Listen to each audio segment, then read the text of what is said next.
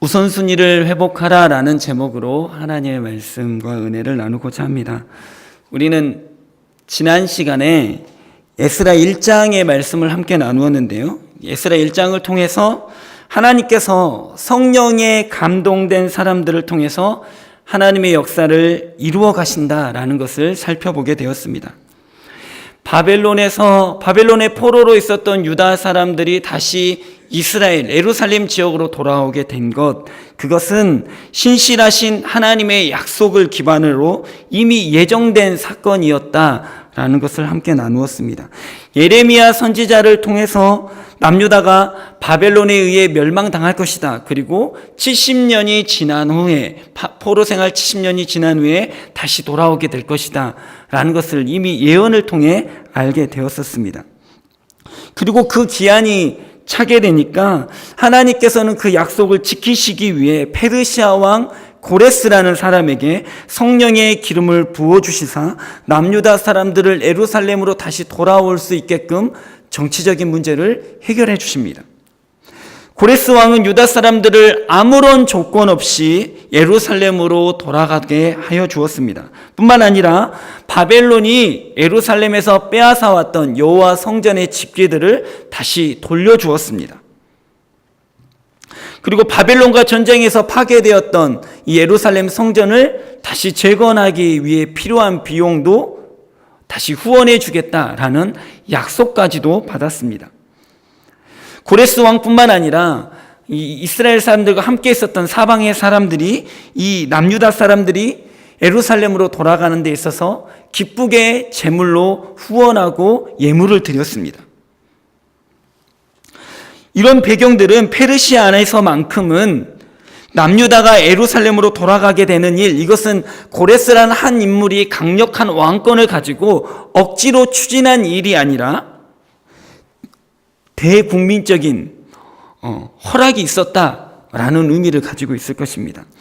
한 민족이 다른 한 민족으로부터 해방되는 데 있어서 아무런 갈등과 마찰이 없이 기쁜 마음으로 이런 일들이 이루어졌다라는 것은 기적이라고밖에는 설명할 수 없을 것 같습니다. 이런 모든 배경들이 갖추어졌습니다. 이제 남유다 사람만 그래, 하나님의 약속이 그랬지, 하나님의 예언이 그랬지 라고 이제 예루살렘으로 돌아가면 되는 것만 남았습니다.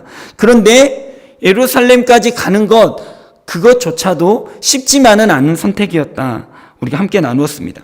바벨론과 예루살렘까지의 거리는 약 1000km입니다. 직선거리가요.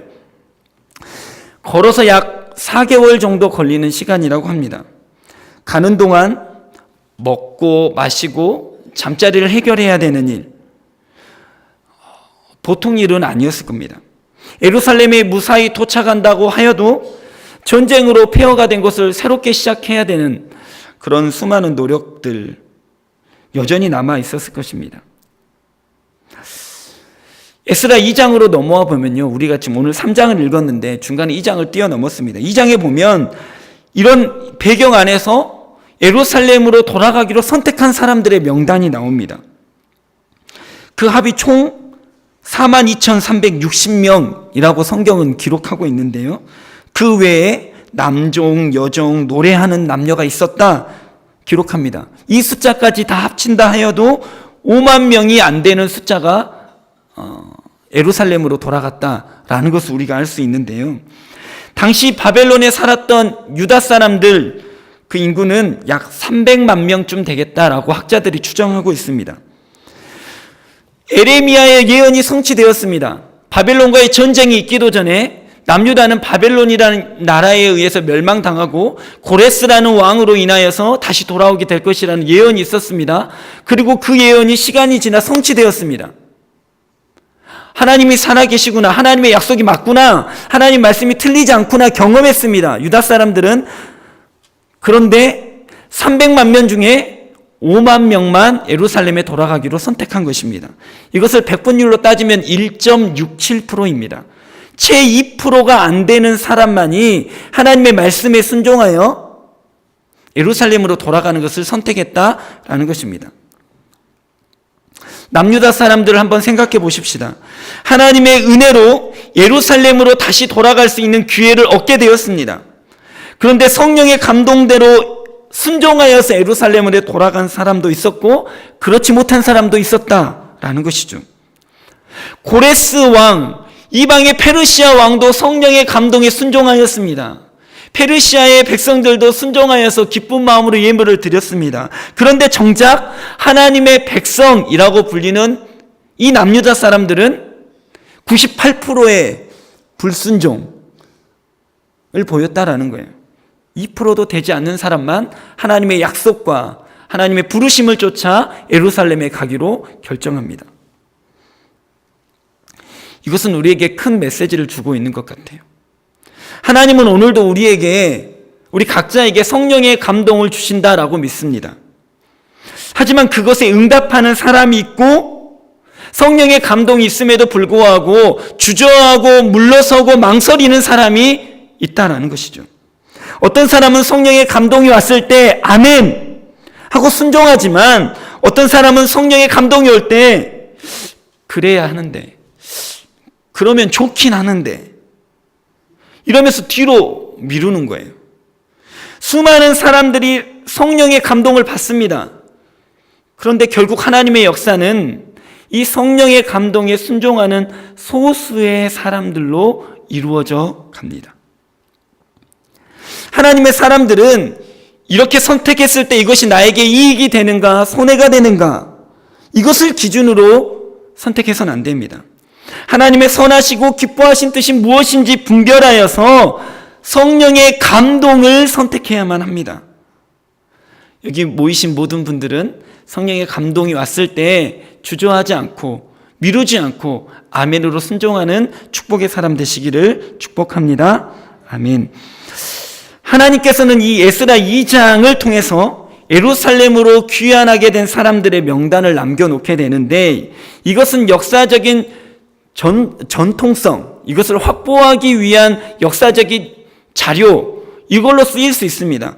하지만 그것보다도 하나님께서 성령의 감동에 순종하는 자들을 잊지 않고 계시다, 기억하고 계시다라는 것을 우리에게 보여주는 귀한 메시지라고도 생각이 듭니다. 그렇게 유다 사람들이 예루살렘으로 돌아오게 되었습니다. 언제 도착했는지는 성경에 나와 있지 않습니다. 근데 돌아와서는 먼저는 각자의 성읍에서 살고 있었습니다. 그러다가 7째 달에 이르러서 오늘 읽은 3장 1절에 보면요. 7째 달에 이르러서 일제히 예루살렘에 모이게 됩니다. 7째 달은 나팔절, 속죄일, 초막절 이런 유다의 중요한 종교적인 절기가 있는 날입니다. 아직 집도 제대로 지어지지 않았습니다. 사람이 살만한 좋은 환경도 갖추어지지 못했습니다. 하지만 하나님께 예배를 드려야 되는 절기가 왔을 때 모든 예루살렘으로 돌아온 모든 유다 사람들은 자신의 일상을 멈추고 예루살렘으로 집결하였습니다. 왜요? 예배드리기 위해서요. 이것은 너무나 중요한 진리를 우리에게 보여주고 있습니다. 우리 일상의 모든 일들과 문제들 분명히 존재합니다. 하지만 그것의 필요가 온전하게 다 이루어지지 않았더라도 채워지지 못했더라도 하나님을 예배하는 것, 그것이 우리의 삶의 우선순위가 되어야 한다는 거예요. 하나님 집 다 지으면 그때 가서 예배 드릴게요. 이번 절기는 좀 쉬어야 될 것 같아요. 이럴 수 없다라는 거예요. 사실 하나님께서 이스라엘 백성들을 바벨론에서 예루살렘으로 돌아오게 하신 이유가 무엇입니까? 자식 교육 잘 시키기 위해서 바벨론 좀 환경이 안 좋아. 산 좋고 물 좋은 예루살렘으로 오자. 이러신 건가요?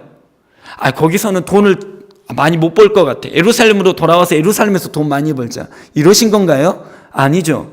예루살렘으로 돌아오게 하신 목적은 단 하나예요. 예배.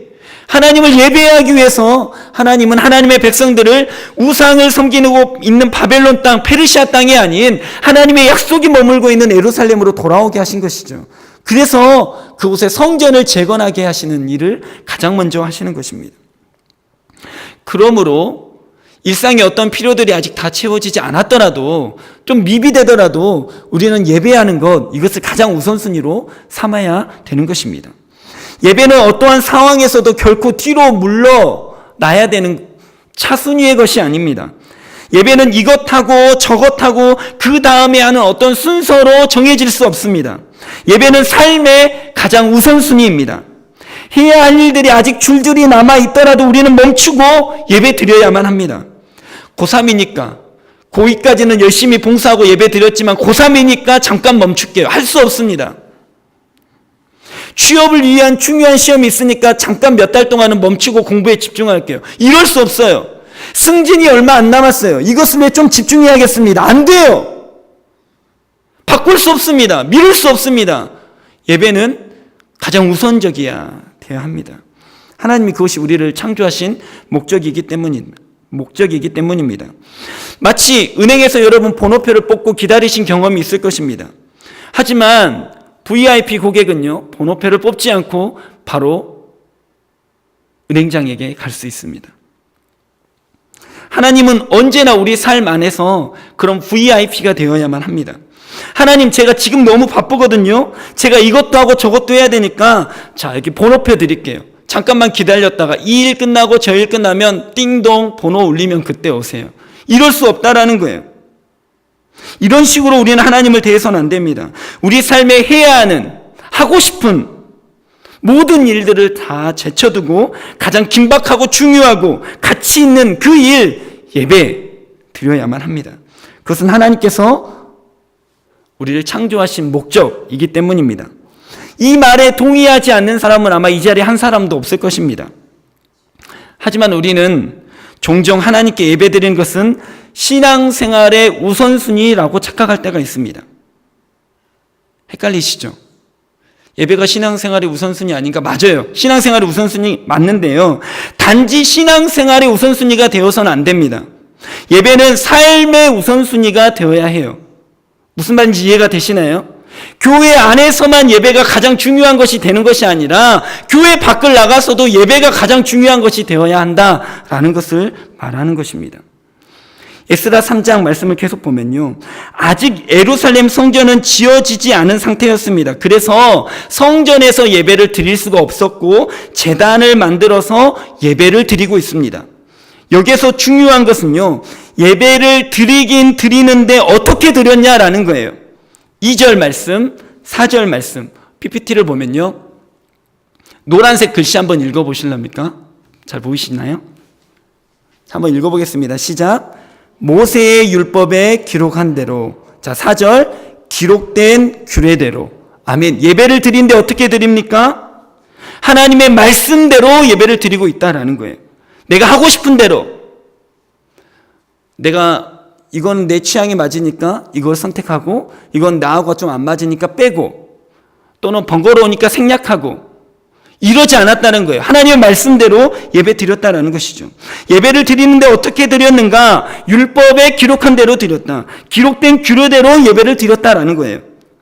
이것은 무엇을 의미하고 있습니까? 지금 유다 사람들은 70년의 포로 생활을 마치고 지금 예루살렘에 귀환한 거죠.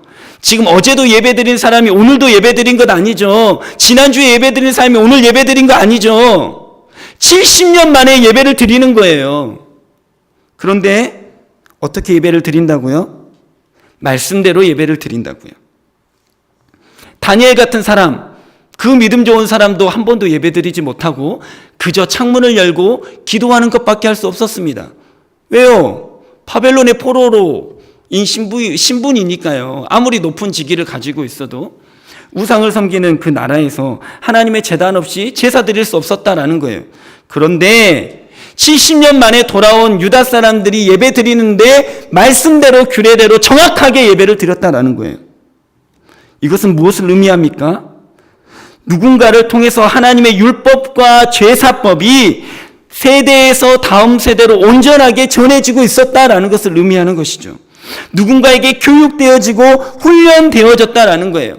오늘 우리가 찬양했던 찬양 199장, 나의 사랑하는 책, 비록 헤어졌으나 어머님의 무릎 위에 앉아서 재미있게 듣던 말, 그때 일을 지금도 내가 잊지 않고 기억합니다. 어머니가 성경을 읽고 가르쳐주는 것을 기억하고 있습니다. 그 말씀이 너무나 귀합니다 라고 말하는 자녀의 고백, 찬송 아니겠어요? 이것이 지금 유다에서 이루어지고 있는 일이죠. 우리 엄마 생각하면 공부해라, 뭐 씻어라, 뭐 이런 잔소리만 생각나는 게 아니라 우리 엄마 하면 생각나는 게 하나님의 말씀을 가르쳐 주신 분, 눈물로 기도하는 그 어머니의 모습이 기억난다라고 찬송가에서 고백하고 있죠. 유다 사람들이 그랬던 것 같아요. 배울 때는 좀 딱딱하고 힘들었을지 모르지만 하나님의 말씀이 계속해서 포로 생활 중에서도, 예배를 드릴 수 없는 상황에서도, 제사를 드릴 수 없는 상황에서도 자녀에게 계속해서 전수되어졌다라는 것이죠. 하나님의 말씀이 제대로 전해지지 않았다면, 교육되어지지 않았다면 예루살렘에 와서 예배를 드리긴 드리는데 어떻게 드릴까요? 하나님의 말씀과 상관없이 적당하게 예배 드렸겠지요. 그런데 70년 만에 드려지는 제사임에도 불구하고 기록한 대로, 율법대로, 말씀대로 철저하게 드려졌다라는 것을 우리는 보게 됩니다. 이스라엘 백성들은 바벨론의 포로 신분이었음에도 불구하고 말씀 훈련을 게을리하지 않았다라는 것을 우리 볼 수 있습니다. 우리는 이 말씀에 도전받아야만 합니다. 시간에 쫓기니까, 돈 버는 일 쉽지 않으니까 시간이 없어서 말씀 훈련을 게을리할 수밖에 없습니다. 우리는 이렇게 핑계댈 수 없습니다. 말씀이 내 안에 쌓아져야만 예배다운 예배를 드릴 수 있기 때문입니다. 하나님이 받으시는 예배를 드릴 수 있기 때문입니다. 하나님의 말씀을 읽지도 않고 배우지도 않고 훈련하지 않으면 예배를 드리긴 드리는데 엉뚱하게 예배 드릴 수 있다는 것이죠. 우리의 예배의 수준이 예배 시간에 지각하면 안 돼, 설교 시간에 정신 똑바로 차리고 잘 들어야지, 이 정도 수준에 머물러 있어서는 안 된다라는 것입니다. 그러면 죄송하지만 신앙의 연수가 아무리 많아도 그 예배는 말씀과 가까워질 수 없습니다. 말씀이 빠진 열정, 말씀이 빠진 믿음, 이것은요 우상 숭배에 가까워질 수 있습니다. 이단들 보세요. 얼마나 열정과 믿음이 대단한지요.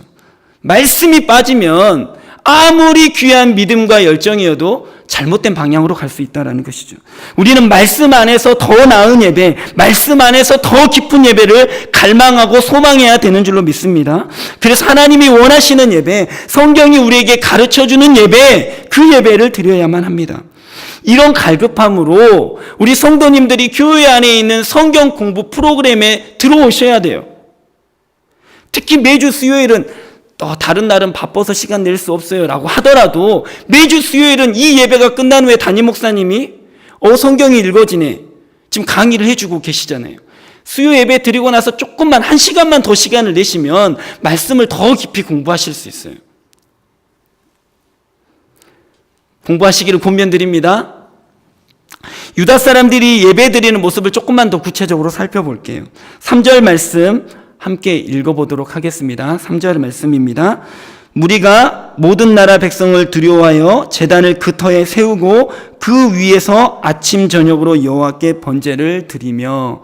읽긴 읽었는데 조금 문맥이 부자연스럽지요. 여기 밑줄 쳐 있는 두려워하여를 바꿔보겠습니다. 두려워하였지만으로 바꿔서 다시 한번 읽어보겠습니다. 읽겠습니다.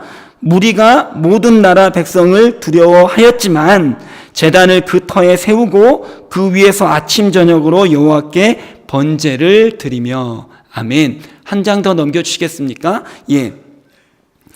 성경 원문을 보면요, 그 밑에 원문 직역이라고 써 있는데요, 직역으로 해보면 모든 나라 백성들을 향한 두려움이 무리 위에 있었지만 이란 뜻입니다.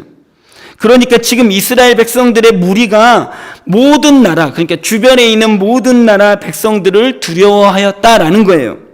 당연히 그럴 수밖에 없죠. 조금만 설명해 드리겠습니다. 예루살렘은 지금 폐허입니다. 쉽게 말하자면 무법천지라는 것이죠. 말 그대로 법이 없습니다. 예절이나 존중이 없습니다. 힘 있는 사람이 힘 없는 사람의 것을 그냥 빼앗아 갑니다. 이스라엘 사람들은 바벨론에서 70년 만에 돌아왔지요. 제대로 된 무기도 없었고 훈련된 군사와 군대도 없었습니다. 게다가 이스라엘 백성들은 바벨론에서 나올 때 빈손으로 나왔습니까? 아니죠. 우리 1장에서 많이 봤잖아요. 어마어마한 보물들을 가지고 나왔잖아요. 고레스 왕이 주고 또 사방에 있는 사람들이 주었잖아요. 뭐하라고? 성전 지으라고. 엄청난 재물을 가지고 있는데 힘은 없다. 어떤 상황입니까? 위험한 상황이죠. 주변에 있는 사람들에게 먹잇감이 될 만한 충분한 상황입니다. 유다 사람들도 바보가 아닌 이상 이 정도는 눈치채고 있었을 겁니다. 그래서 유다 사람들 안에 두려움이 생긴 거예요. 그러면 그 두려움이 생긴 사람들이 가장 먼저 해야 할 일은 무엇일까요? 예? 이런 일 아닐까요? 성벽을 쌓는다. 무기를 구입한다. 싸움 좀 한다는 사람들을 뽑아서 군대를 조직한다. 군사훈련을 한다. 혹은 재물을 가지고 용병을 구한다. 이런 것 아니겠습니까? 그런데 지금 유다 사람들은 모여서 두려웠지만 뭐 했다고요? 예배드렸다고요. 예배드렸다고요. 두려워하였지만 제단을 그 터에 세우고 그 위에 아침 저녁으로 여호와께 번제를 드렸다라고 3절 말씀에 나와 있지 않습니까? 유다 사람들이 바보라서 그러면 예배드린 것을 선택했을까요? 아니죠. 지금 예배드리러 온 사람들은 평범한 사람들이 아닙니다. 바벨론에 있는 100%의 유다 사람들 중에 몇 프로만 왔다고요? 1.67%. 많이 봐서 2%라고 해볼게요. 98%가 불순종할 때 2%만 순종하겠습니다라고 대가 지불하고 온 사람들이에요. 이 사람들이 예배를 드리고 있어요. 위험하지 않다, 괜찮다라고 안전 불감증이 있어서 그렇게 예배 드리는 게 아니라는 거예요. 이 사람들은요, 우리가 말씀을 통해 계속해서 확인했던 것처럼 성령에 충만한 사람들입니다. 말씀에 훈련받은 사람들입니다. 믿음이 있는 사람들입니다. 이 사람들의 생각은요, 이거예요. 성벽이 나를 지켜주는 것이 아니다. 칼과 방패가 나를 지켜주는 것이 아니다. 우리가 바벨론에서 나올 때 칼과 창으로, 투쟁으로, 전쟁으로 나온 것이 아니라 하나님의 약속과 보호하심으로 나오게 되었다. 아멘. 그러면 이 자리에 불러주신 하나님이 여전히 우리를 지켜주시지 않겠냐라는 믿음이 있었던 것이죠. 하나님이 우리의 도움 되신다라는 강한 신뢰가 있었기 때문에 두려운 마음이 찾아왔지만 주저하지 않고 예배드릴 수 있었다라는 거예요. 믿음은요, 두려움을 못 느끼는 무감각한 상태를 말하는 것이 아닙니다. 믿음은요, 두렵지만 그것을 이겨내고 나아가는 것을 말합니다. 그래서 믿음의 사람들은 언제나 두려움을 이기고 순종하였습니다. 두려울 것이 없으니까 순종한 것이 아니에요. 두려움이 있었지만 순종한 거예요. 사도 바울의 고백 한번 볼까요? 사도행전 20장 24절 보면요. 내가 달려갈 길과 주 예수께 받은 사명 곧 하나님의 은혜의 복음을 증언하는 일을 마치려 하면은 나의 생명조차 조금도 귀한 것으로 여기지 아니하노라. 아멘. 예루살렘으로 가면 죽을 줄 아는데 갑니다. 두렵지 않아서가 아니라 두려움을 이길 믿음이 바울에게 있었기 때문입니다. 예수님은 어땠을까요? 골고다 언덕에서 무엇이라고 기도했는지 여러분 잘 아시죠? 마태복음 26장 39절 조금 나아가 얼굴을 땅에 대시고 엎드려 기도하여 이르시되 내 아버지여 만일 할만하시거든 이 잔을 내게서 지나가게 하옵소서. 그러나 나의 원대로 마시옵고 아버지의 원대로 하옵소서. 아멘. 십자가의 고난은 할 수만 있으면 피하고 싶은 두려움이었습니다. 하지만 나의 원대로 마시고 아버지의 원대로 하옵소서. 두려움을 이겨내는 순종, 이것이 바로 믿음이라는 것이죠. 우리 안에는 그 두려움을 이겨내는 믿음이 있어야만 합니다. 두려움을 이겨내는 믿음으로 예배해야만 합니다. 그렇지 않으면 우리의 예배는 그저 그런 종교적인 활동, 자기 만족, 감정적인 위로, 이것에 머무를 수밖에 없습니다. 이러한 믿음의 상태는요, 평상시에는 드러나지 않습니다. 그런데 위험한 상황, 말 그대로 두려울 수 있는 상황이 닥치면 금방 드러납니다. 문제 앞에서 더 이상 예배하지 않습니다. 위험 앞에서 하나님을 제쳐두고 세상의 것으로 방패막이를 하려고 합니다. 자기가 자기 스스로를 지키려고 발버둥치기 시작합니다. 하지만 우리는 잘 알고 있습니다. 세상의 그 무엇도 나를 안전하게 지켜주지 못한다. 세상의 그 무엇도 우리가 의지할 만한 것은 없다. 오직 하나님께서 우리를 지키시고 오직 하나님만이 우리의 의지할 분이신 줄로 믿습니다. 말씀에 기초한 믿음, 이 믿음으로 예배의 우선순위를 회복해야만 합니다. 이렇게 회복한 유다 사람들은 본격적으로 성전을 건축하기 시작합니다. 8절 말씀을 보면 예루살렘에 있는 하나님의 성전에 이른 지 2년 둘째 달에 비로소 공사가 시작됩니다. 폐허가 되어버린 예루살렘에서 성전을 건축하는 준비를 하는 것, 이것이 쉽지 않았습니다. 그래서 건축 준비를 하는 데만 무려 26개월이라는 시간이 흘렀어요. 오랜 시간이 지났지만 포기하지 않았습니다. 끝까지 인내하며 준비하였습니다. 그래서 성전 건축을 시작하게 되었습니다. 10절 말씀을 보면 이 성전의 기공식의 모습이 나오는데요. 이 말씀 한번 읽어보겠습니다. 3장 10절입니다.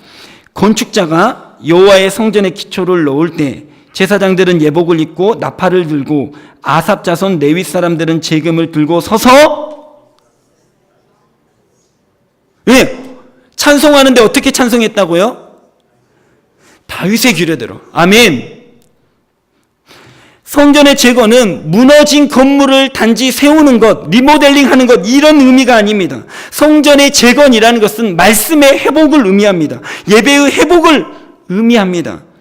그래서 여기서도 말씀대로, 규례대로 하게 되는 것이죠.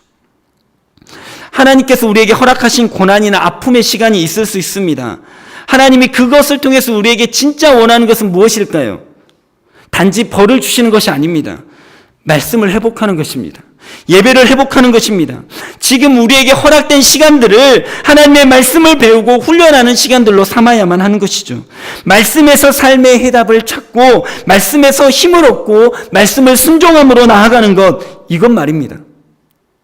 하나님께서 우리 성북교회를 순천 땅을 생명의 땅으로 회복하는 귀한 도구로 선택하셨음을 믿습니다.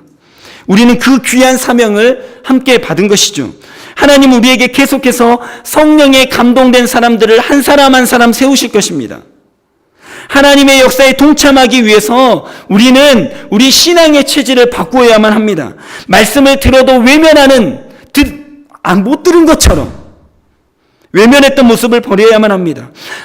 나는 여기가 좋아. 여전히 바벨론에 머물러 있을 거야. 라는 삶의 태도를 버려야만 합니다. 말씀보다 내 경험, 내 감정, 내 지식, 내 이익, 이것이 더 중요한 선택으로 남아있었다면 그 삶의 태도를 내려놔야 합니다. 아무런 감동 없이 종교적인 행위로 예배드리는 것 멈춰야만 합니다. 말씀과 예배가 회복되어야만 합니다. 말씀대로 예배하고 말씀대로 살아가고 내 생각과 감정과 관계와 상황들, 이것들을 내려놓고 오직 말씀을 따라가려는 삶의 태도, 순종이 우리 안에 있어야만 합니다. 이 말씀의 우선순위를 회복하면 개인의 삶이 치유됩니다. 이 말씀의 삶이 회복되면 교회가 부흥케 됩니다. 하나님께서 우리 교회를 이 순천 땅에서 그러한 도구로 삼으셨는 줄로 믿습니다. 하나님께서 우리 모두에게 계속해서 성령의 감동을 주실 텐데 98%의 불순종한 사람이 아니라 아멘, 제가 가겠습니다 라고 말씀하실 수 있는 순종의 발걸음으로 삼아지는 2%의 유다 백성들로 여기 모인 모든 우리 성북교회 성도님들이 되어지시기를 예수님의 이름으로 축복합니다. 아멘. 기도하겠습니다. 하나님, 오늘 말씀을 통해 하나님의 약속도 있고 길도 열렸지만 정작 순종하는 사람은 2%도 안 되는 소수였음을 보게 하셨습니다. 하나님은 그들의 수가 적다고 하나님의 약속을 취소하지 않으셨고 그들을 통해서라도 하나님의 역사를 이루어 가심을 보게 됩니다. 오 주님, 우리는 순종하는 사람 되게 하여 주옵소서. 나는 부족하지만, 나는 연약하지만 주님 말씀에 순종하겠사오니 주님 사용하옵소서 고백하는 우리 모두 되게 하여 주옵소서. 우리가 연약해서 하나님의 역사가 없는 것이 아니라 우리가 순종하지 않아서 하나님의 역사가 없는 것임을 깨닫게 하시며 이제는 우리가 하나님의 말씀에 훈련되고 예배의 우선순위를 두며 살아가게 하옵소서.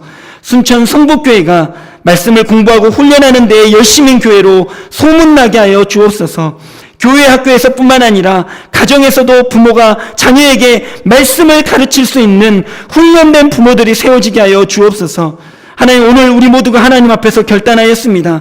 사단이 세상의 두려움으로 이 결단을 막으려 할 때에 모든 두려움을 이겨내는 믿음이 우리 안에 있게 하여 주옵소서. 예루살렘 성전을 재건하는 세대들처럼 하나님, 우리 세대를 사용하여 이 순천 땅과 다음 세대를 살려 주옵소서. 예수님의 이름으로 간절히 기도합니다. 아멘. 우리 찬송가